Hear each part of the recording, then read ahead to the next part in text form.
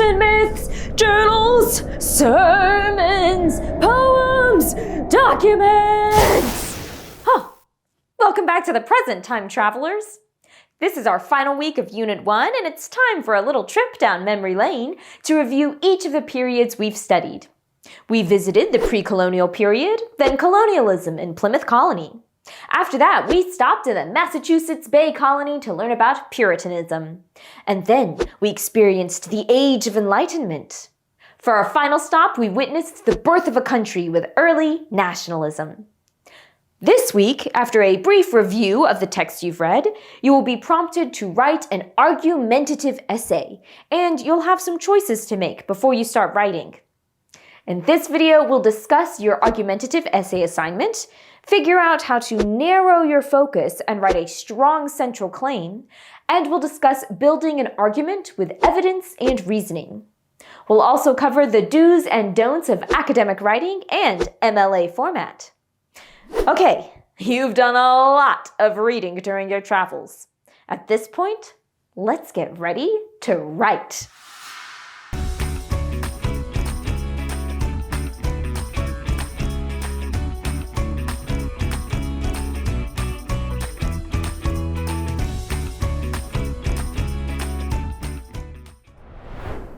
Before European explorers discovered North America, the land was inhabited by indigenous peoples for thousands of years. We read creation myths handed down by the Iroquois, Cherokee, and Algonquin, demonstrating cultures that found balance in nature and in human behavior. And we saw some similar themes and symbols running through each of them. The Age of Exploration and the Protestant Reformation opened the door to European colonization of the Americas. We read works by separatists who established Plymouth Colony and somehow also found the time to write. William Bradford's Of Plymouth Plantation and Anne Bradstreet's poems gave us a glimpse of their views on God's providence and the human experience. By reading the works of Puritans, we learned how their beliefs and their controversies helped shape the foundation of what would become America. We had Roger Williams' quest for religious tolerance on the one hand, and Cotton Mather's accusations of witchcraft on the other. One byproduct of that tension was the Great Awakening, giving us Jonathan Edwards' famous fire and brimstone sermon. But even that wasn't enough to douse the flame of Enlightenment. Enlightenment ideas were easy to find, from Ben Franklin's satire to the poetry of an enslaved woman named Phyllis Wheatley. Enlightenment ideas also prompted political change, and Thomas Paine's Common Sense pamphlet became the engine that drove American independence. Finally, we read the documents that shaped the United States of America. First, the Declaration of Independence, a document that built a strong argument upon Enlightenment-style reasoning, and then 2 essays from the Federalist Papers, which informed, explained, and encouraged ratification of the U.S. Constitution. So how does all of this translate into your essay? Well, several forces were at work influencing and guiding the words and ideas of these authors. In your essay, you will examine exactly how one of those forces impacted literature, and you'll demonstrate that impact using 3 different works. Your assignment looks like this. First, consider the influence of each of the following topics on the texts you read during Unit 1: religion, social movements, and governmental oppression. Second, make a claim about a specific way in which your selected topic influenced at least 3 of the works we've read during Unit 1. And third, write a 500 to 750 word multi-paragraph essay to support your claim. And don't worry, this week, instead of giving you readings and activities, the PDF will guide you through the process of constructing your essay. Once you've selected your topic, you'll decide which 3 writings you will focus on in your paper. It might be tempting to select writings that are closely related, but you will have a stronger paper with a greater breadth of evidence if you select 3 pieces that are not so much alike. For example, if you want to discuss how religion impacted these writings, if you choose the 3 creation myths, you'll find that religion impacts each in a very similar way. There won't be a lot to expand on. However, if you choose 1 creation myth and 2 other writings from 2 different time periods, you can trace the way religion influenced authors across time and culture. The next step is to make a strong central claim about how your topic impacted the development of literature.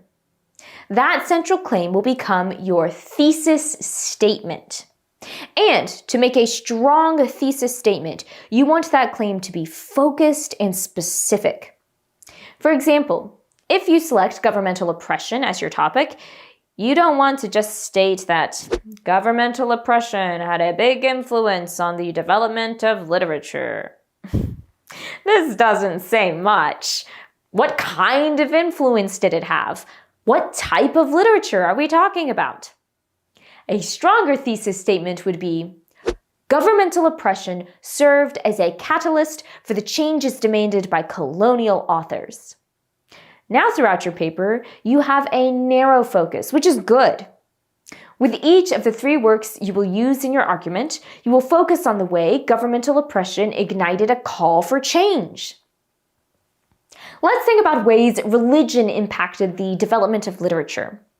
You could focus on positive qualities, like how religious beliefs shaped the themes of early American literature, or on something not so positive, like how early American authors relied on religion as justification for wrongful acts. If you choose societal movements, you might examine how various social movements drove the philosophical perspectives of 3 different authors. Or you might focus on one movement and how its development was aided by generations of early American authors.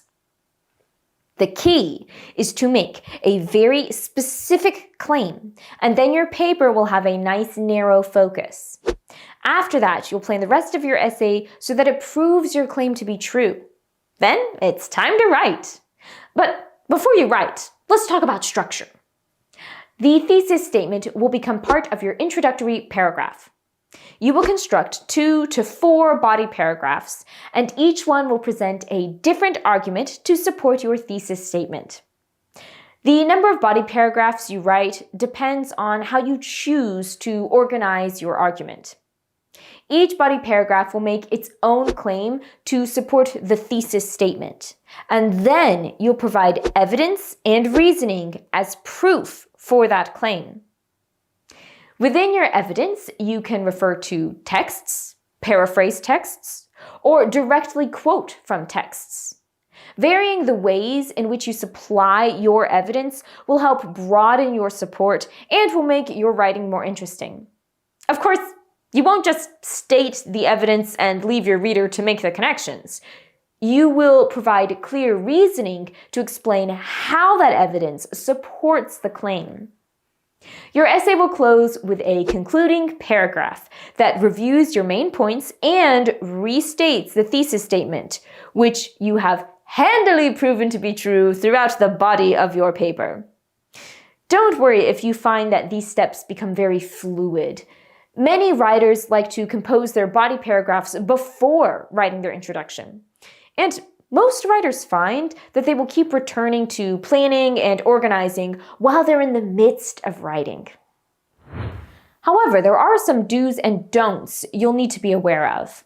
First, do remember to use academic writing. Be sure to write with complete sentences, use formal language, and write from an objective point of view. That means you won't be using fragments, exclamations, contractions, or first and second person pronouns like I and you. Also, you do want to use MLA style and format. That means your font will be either Arial or Times New Roman, the text size will be 12, and your lines will be double-spaced.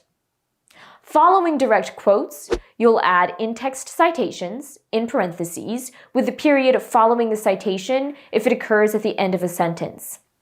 At the end of your paper, you will include a works cited page, listing the 3 works you discussed in your paper, alphabetized by the author's last name. Don't worry, you won't need to remember all of this. Directions are provided in your PDF, and a quick online search of MLA style will give you access to additional resources. Remember, the whole reason we've studied the historical context in which these works were written is so that we can see the ways in which history has influenced literature and vice versa. It's now your turn to make a claim about that influence. Throughout the week, you will be guided by your PDF, and you'll have daily online practice to review what you've learned. At the end of the week, your argumentative essay will be evaluated by the rubric found in your PDF, and you will take an online assessment for Unit 1. Our time traveling will be on pause this week while you complete your Unit 1 recap, but I'll see you next week as we begin a brand new journey.